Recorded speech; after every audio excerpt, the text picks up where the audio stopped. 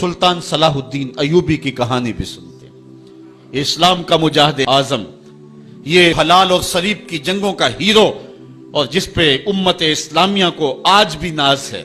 اس کے زمانے میں ریجینالڈ بدبخت ایک انگلستان کے شہزادے نے حاجیوں کے قافلے کو روک لیا اور ان کا سامان لوٹ لیا۔ انہوں نے کہا ہم حج پہ جا رہے ہیں، تو نے ہمارا سامان لوٹ لیا، ہمیں جانے دے۔ تو اس نے دریدہ دہنی کرتے ہوئے کہا بلاؤ اپنے نبی محمد کو جو تمہاری جان چھڑائے۔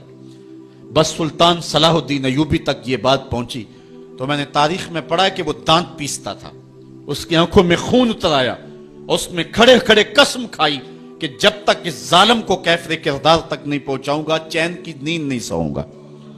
پھر پونے دو سال کا عرصہ آپ سلطان صلاح الدین ایوبی کی زندگی دیکھ کے جنگی مہموں کو ترتیب دیتا رہا، دن رات اس نے ایک کر دی، نیند قریب نہ آنے دی۔ جب نیند بہت زیادہ تنگ کر دی تو پھر وہ خیمے کی چوب کے ساتھ ٹیک لگا کے کھڑے ہو کر کے اپنی آنکھوں کی آگ بجھا لیتا، اور پونے دو سال کا عرصہ اس نے چارپائی پہ لیٹ کے نہیں دیکھا۔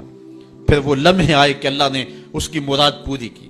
انگلستان کے شہزادے لائن میں کھڑے تھے، اس نے شاہ گاما کو اپنی کرسی دی اور ساتھ کہا ہم جس کو کرسی دیتے اسے امان دیتے ہیں۔ پھر اس نے اس کے جو نائٹس تھے ان کو آب خورے دیے، ان میں پانی دیا، کہا جس کو ہم پانی دیتے ہیں اس کو امان دیتے ہیں۔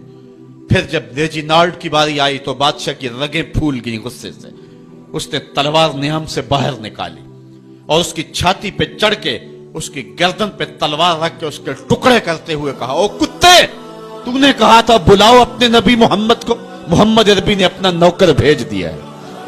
اور اس طرح اس ریجینالڈ کتے کے دو ٹکڑے کر کے رکھ دیے۔ یہ ہماری تاریخ ہے، یہ روشن تاریخ ہے۔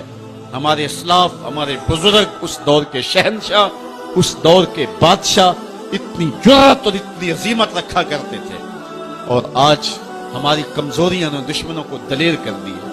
کبھی ایسا بھی اندھیر آیا تھا کہ سرے عام یوں توہین اور تنقیص ہوتی ہو پیغمبر حسن اور پیغمبر جمال کی، اور پھر 1.40 کروڑ انسان دنیا کے اوپر بستے ہوں، یہ بھی زمانے نے دن دیکھنے تھے۔ تو امت مسلمہ کی موت واقعہ ہو جائے اگر حضور علیہ السلام کی توہین باقی رہتی ہے، اس لیے امت کو پوری قوت کے ساتھ کھڑا ہونا ہے اور اپنے نبی علیہ السلام کی توہین کا